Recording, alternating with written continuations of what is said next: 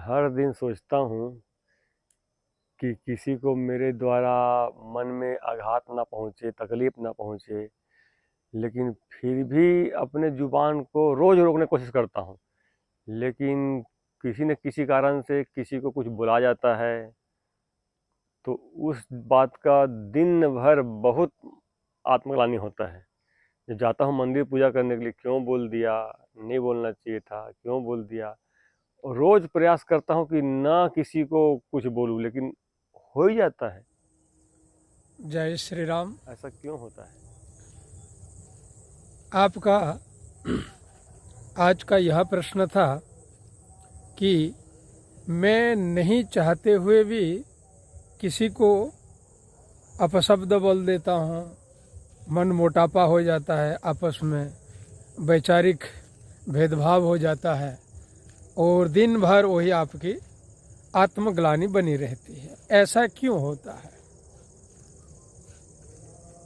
धर्म प्रेमी सज्जनों, ऐसा सबके साथ होता है, क्योंकि हमारा जो प्रारब्ध कर्म है, हम पुण्यात्मा होते हुए भी, पुण्य कर्म करते हुए भी बीच बीच में किसी के साथ वैचारिक वैमनस्यता के चलते कुछ भेदभाव हो जाता है और आत्मग्लानि होता है। वो स्वाभाविक है। आत्मग्लानि होना धार्मिक हृदय में ही होता है और वह प्रारब्ध के चलते ही होता है, क्योंकि हमारा सूझबूझ, एक दूसरे का विचार जब एकात्मता नहीं होता है, एक दूसरे को हम वैचारिक रूप से समर्थन नहीं करते हैं, उनको सम्मान नहीं करते हैं, तो ऐसे ही मतभेद हो ही जाता है। इसीलिए बड़े जनों को पूज्यता भाव लाएं। भद्र व्यक्ति के साथ जब व्यवहार करते हैं, पूज्यता भाव होने से यह सब हमारे वाणी में अपने आप संयोजित हो जाता है। अनुद्वेग करम वाक्यम, हमारे वाणी में उद्वेग प्रदान करने वाला, दूसरे किसी को ये सताने वाला जो होता है, वो वास्तविक में वाणी संबंधी तप हमारे नहीं है, क्योंकि कायिक, वाचिक और मानसिक त्रिविधा तपः। गीता में भगवान श्री कृष्ण कहते हैं, शरीर के द्वारा तप, मन के द्वारा तप और वाणी के द्वारा तप। तो मन के द्वारा जो तप होता है, मन में कभी भी दुश्चिंता नहीं आएगी, दूसरे के प्रति दुर्भावना नहीं आएगी, किसी को पीड़ा देने तक भी मन में कभी यह विचार आएगा ही नहीं। और वाणी संबंधी जब हम तप करते हैं तो निसंदेह हमारे वाणी में संयमता होता है, भद्रता व्यवहारिक होता है। तो इसी के चलते वाणी संबंधी तप और संयम अति आवश्यकता है। वह शिक्षा से होता है, नाम जप से होता है, योग आसन प्राणायाम साधना पद्धति से होता है। ध्यान करने से भी हमारा मन अति पावन हो जाता है, सूझबूझ बढ़ता है, और जिसके चलते हम किसी को भी व्यवहार करते हैं तो पहले चिंतन करते हैं, क्योंकि बाद में आत्मग्लानि ना हो कि मुझे और मेरे द्वारा मेरे प्रियजनों के साथ, आत्मीय जनों के साथ इस प्रकार व्यवहार आज हो गया, तो दिन भर ग्लानि रहती है। तो इसीलिए मन में आत्मशोधन करें, आत्ममंथन करें और उसका क्लीनिंग करें। उस विचारों को दूर करने के लिए जब हमारा क्लीनिंग हो जाता है, सफाई हो जाता है, मन इंद्रियों की शुद्धि हो जाता है, प्राणायाम ध्यान के द्वारा, आत्मचिंतन आत्ममंथन के द्वारा, तो निसंदेह वो आत्मग्लानि चला जाता है और पुनः तुरंत आनंद और ऊर्जा से हम भर जाते हैं। महाभारत काल की एक प्रसंग है। दुर्योधन आदि 100 भाई थे और पांडव आदि 5 भाई थे। तो एक ही गुरुकुल में पढ़ा करते थे और उन्हीं की नेतृत्व आचार्यत्व आचार्य द्रोणाचार्य निभा रहे थे। परंतु सबको सभी प्रकार एकात्मता की शिक्षा, सभी में प्रेम भाव की शिक्षा दिया करते थे। परंतु दुर्योधन में जो प्रारब्ध संस्कार के जनित अपने भाइयों में भी बैर भाव, मित्रता भाव ना होना, शत्रुता भाव का हमेशा प्रकट किया करते थे और आपस में भाइयों में विवाद हुआ करता था, भीम आदि के साथ, अर्जुन आदि के साथ, और धर्मात्मा युधिष्ठिर आदियों के साथ भी उन्होंने अपव्यवहार वाणी के द्वारा हुआ करता था। तो कहने के कारण हमारे शिक्षा दीक्षा होने के चलते भी जो हमारे जो अनादि जन्म से जो हमारा जन्म की यात्रा चल रहा होता है, वो प्रारब्ध किसी के साथ वाणी के द्वारा झगड़ा हो जाता है या किसी शारीरिक द्वारा हमारे साथ कुछ अपघटन घटती है, तो इसका मूल कारण है कि इसको प्रारब्ध ही जानो। तो इसीलिए दुर्योधन भी यही कहा करता था कि जानामि धर्मम न च मे प्रवृत्ति। धर्म क्या है मैं जानता हूँ, लेकिन प्रवृत्ति नहीं हो पाता है मेरा। जानामि अधर्मम न च मे निवृत्ति। अधर्म क्या है मैं जानता हूँ, फिर भी मैं उसको रोक नहीं पाता हूँ। को देवा हृदयस्थितेन जत करोसि तत् करोमि। ऐसा कौन सा देवता मेरे हृदय में है, वो जैसे करा रहा है मैं ऐसे कर रहा हूँ। वो स्वयं को भी समझ नहीं पा रहे थे। कहने का अर्थ है कि यह हमारा प्रारब्ध कर्म है, हमारी संस्कारों के द्वारा इसी प्रकार हो जाता है। और गीता में भगवान योगेश्वर श्री कृष्ण जी ने कहते हैं कि प्रकृतेः क्रियमाणानि गुणकर्माणि सर्वशः अहंकार विमूढ़ात्मा कर्ता हमिति मन्यते। करने वाला तो हमारा अष्टधा प्रकृति है, वो बलात् कर लेती है प्रारब्ध के द्वारा।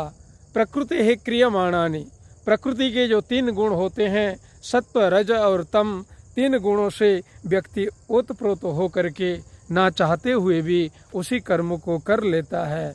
उसका मुख्य कारण है प्राण बल। प्राण बल उसी गुणों से उत्पन्न होकर के उद्वेलित करता है और क्रिया रूप देता है। इसीलिए प्राण की संयमन, प्राण ध्यान, प्राण का आयाम करना, यही सबसे बड़ा हमारा मुख्य भूमिका है। आप चिंता करने की कोई ज़रूरत नहीं है। आप मंत्र जप करिए, आप योग करिए, प्राणायाम करिए, ध्यान करिए, समाधि का अभ्यास करिए, अच्छे शास्त्र का अध्ययन किया करिए, सत्संग किया करिए, अच्छे लोगों के साथ बैठा उठा करिए, तो आपका व्यवहार अपने आप बदलेगा और जिसके चलते आप एक दिन पूर्ण धर्मात्मा हो जाएंगे।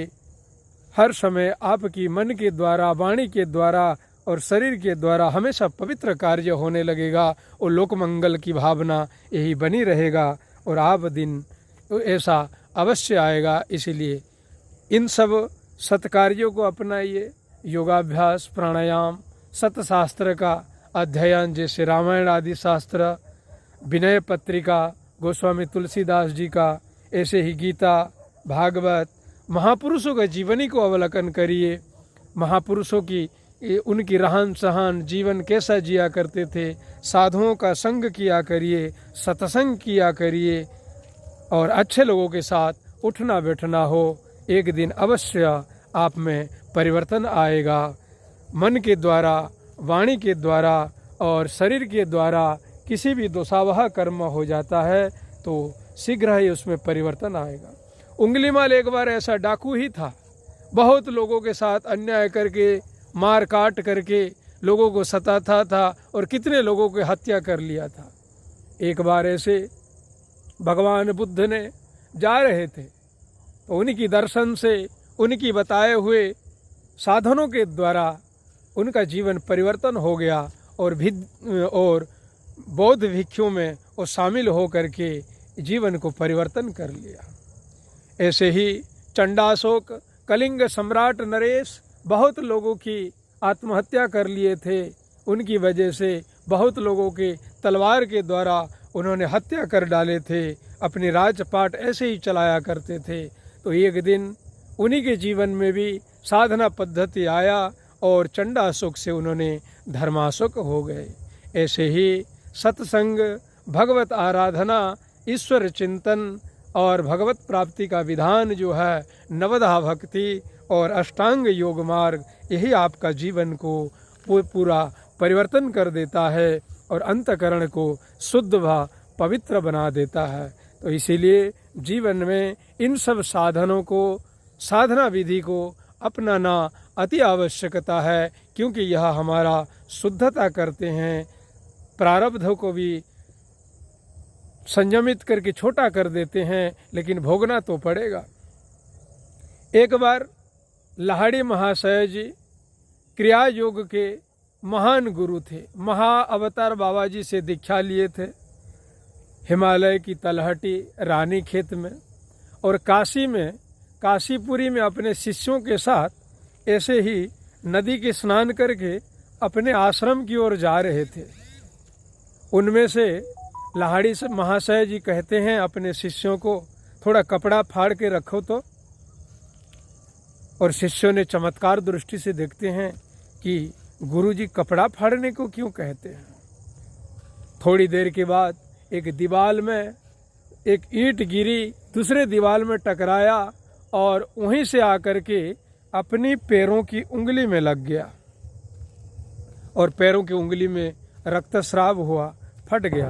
बोले कि वो जो कपड़ा बोला था फाड़े थे वो लाओ। तुरंत उसी में उसका चिकित्सा विधान किए। और शिष्यों ने पूछते हैं, जब आपको पता ही था, कितना बड़ा चमत्कार देखिए, जब आपको पता ही था तो दूसरे रास्ते से भी जा सकते थे हम। बोले कि देखो, हम भगवत भक्ति में लगे हुए थे, कई जन्मों की प्रारब्ध था, वो अगर सर में लगता तो माथा फूट जाता तो हमारा क्या गति होता। हम साधना में लगे हैं, कई जन्मों से भगवत पथ में लगे हुए हैं, तो वो माथे में ना गिर करके भगवान की जो भजन और साधना की बल से वो आकर के हमारे पैरों की अंतिम निचले वाला जो छोटी उंगली है उसी में लग गया। तो कहने का अर्थ है कि कर्म का फल तो भोगना ही पड़ता है, बलात् उसी के साथ हो जाता है। जैसे भगवान कृष्ण के नाम से स्यमंतक मणि का चोरी का विधा लग गया था।